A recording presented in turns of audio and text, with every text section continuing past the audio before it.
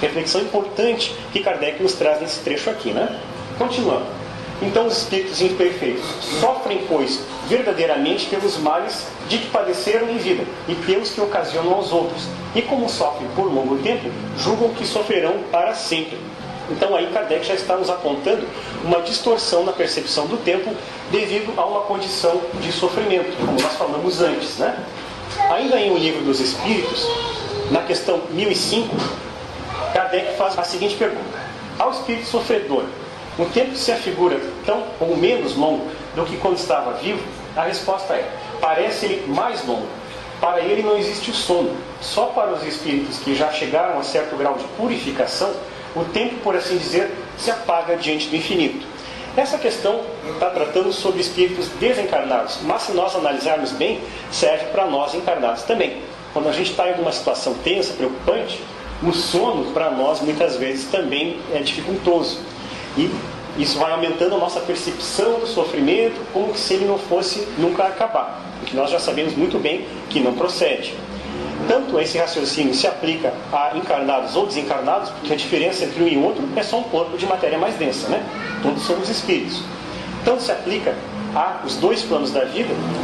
Kardec nos orienta em O Evangelho segundo o Espiritismo, terceira das 5 obras básicas, no capítulo 5, item 13, o seguinte: o homem pode suavizar ou aumentar o amargor de suas provas, conforme o modo por que encare a vida terrena.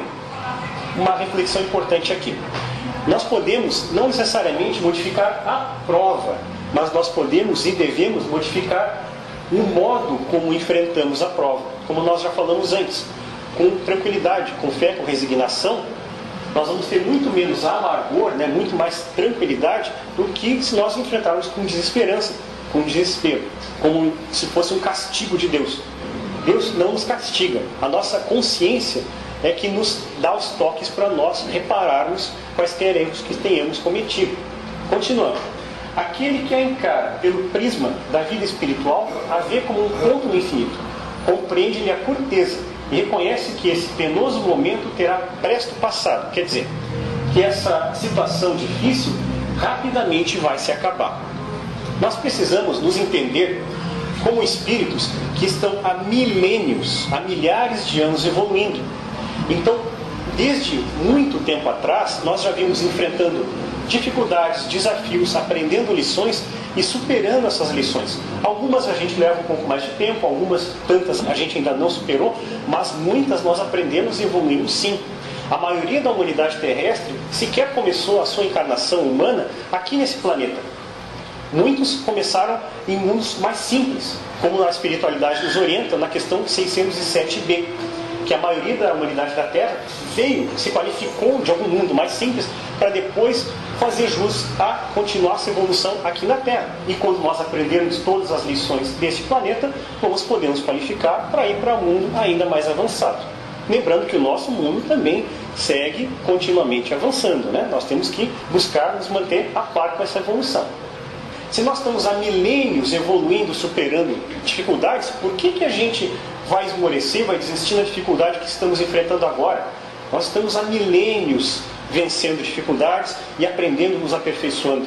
Não é hora de agora, depois de tanto tempo de lições superadas, vamos agora desistir, vamos nos entregar. Todas aquelas outras dificuldades, de repente, pareciam infinitas, eternas, mas foram vencidas. Continuando, contrariamente, para aquele que apenas vê a vida corpórea, interminável lhe parece esta, e a dor o oprime com todo o seu peso. Quer dizer, para quem só veja que existe essa existência corpórea atual, a prova parece interminável. Esse é o problema e a dor íntima que traz o materialismo.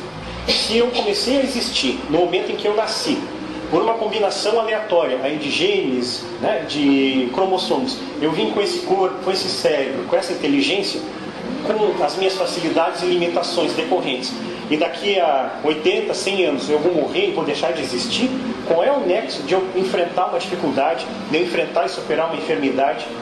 Quando eu estiver lá com uns 80 anos, vou querer aprender alguma coisa nova? Para quê? Daqui a 10 anos, 20 anos no máximo, eu já morri e deixei de existir? Para que serve isso? Esse é o problema, essa é a dor íntima que o materialismo traz. Intuitivamente, todos nós temos essa percepção de que vem algo além.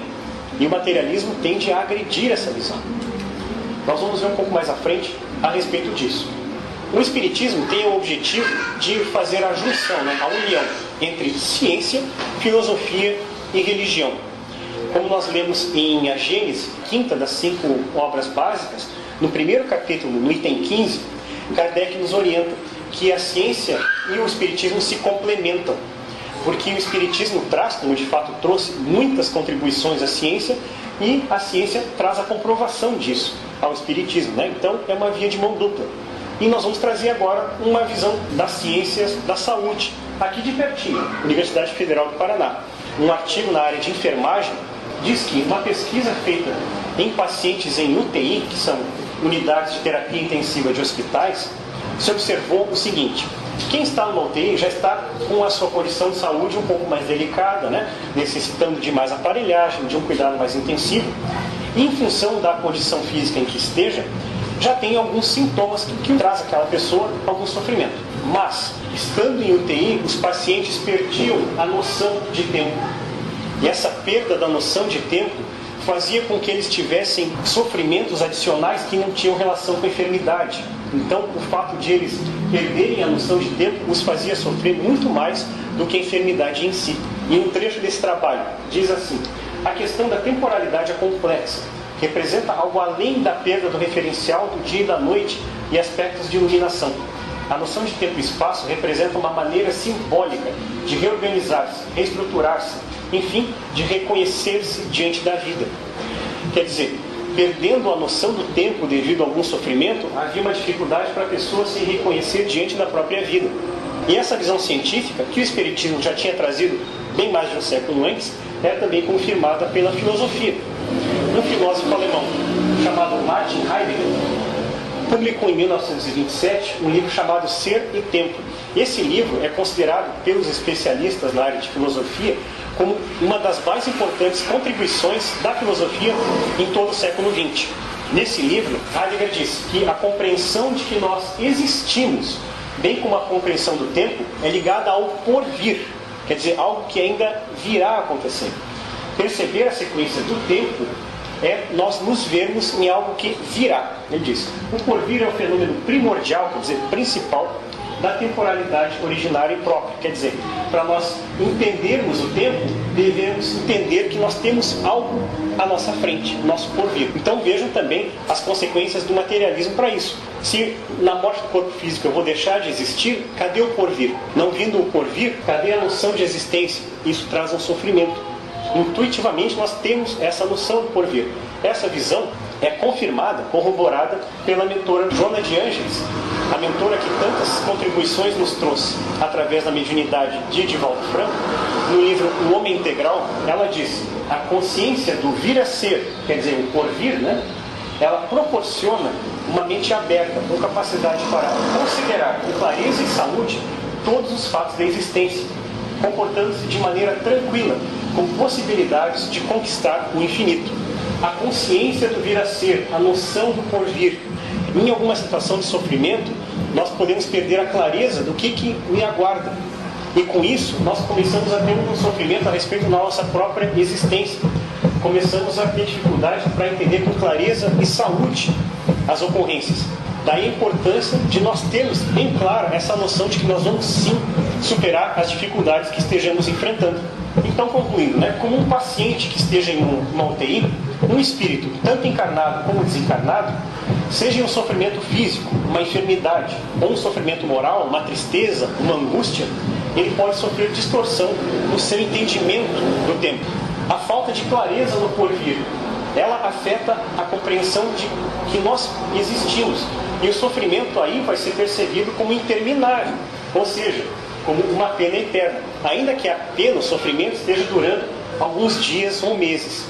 Então vejam um processo que nós temos que ter um entendimento que acontece na nossa mente quando nós estamos em sofrimento, para justamente poder sair desse tipo de linha de pensamento.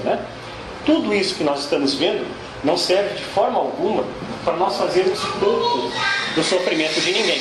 Não serve para isso. Nós temos que ter essa noção de todo esse processo para quando nós formos enfrentar alguma dificuldade, mesmo que alguma parte da gente diga, nossa, isso parece que não vai acabar nunca, nós temos a noção clara de que sim, eu já venho há milênios vencendo dificuldades, sim, Deus está no comando, sim, eu tenho bons espíritos que velam por mim, que me trazem boas inspirações, e sim, eu vou vencer essa etapa e vou seguir a minha evolução. Então isso não serve para nós, nem tampouco para ficarmos tratando alguém como coitadinho, né? Nós precisamos entender que sofrimentos intensos parecem durar mais do que o seu tempo medido no relógio e no calendário. Esse é o objetivo de todos esses raciocínios aqui. A respeito da duração das penas, aí eu vou trazer uma contribuição de um livro muito importante da codificação, embora ele não seja uma das 5 obras básicas, ele foi escrito, entre elas, né? Ele foi escrito em 1859, o que é o Espiritismo. Foi escrito por Kardec e é recomendado pelo próprio Kardec como sendo o livro para se iniciar o estudo da doutrina espírita. Porque em uma obra, como vocês veem, relativamente pequena, comparada com as obras básicas, né, nós temos um panorama geral muito interessante da doutrina espírita. E digo mais, isso não é só para iniciante não. Frequentemente, para estudos mais avançados, nós vimos buscar aqui informações que nas outras obras básicas não tem, até nem com tanto detalhe.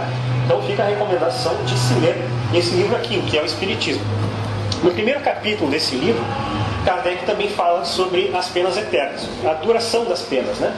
Vamos ver o que ele diz. A duração do castigo é subordinada ao melhoramento do espírito culpado. Nenhuma condenação por tempo determinado é pronunciada contra ele. Quer dizer, Deus não fica dizendo, cometeu esse erro aqui, vai passar 200 anos no umbral. Não existe nada disso.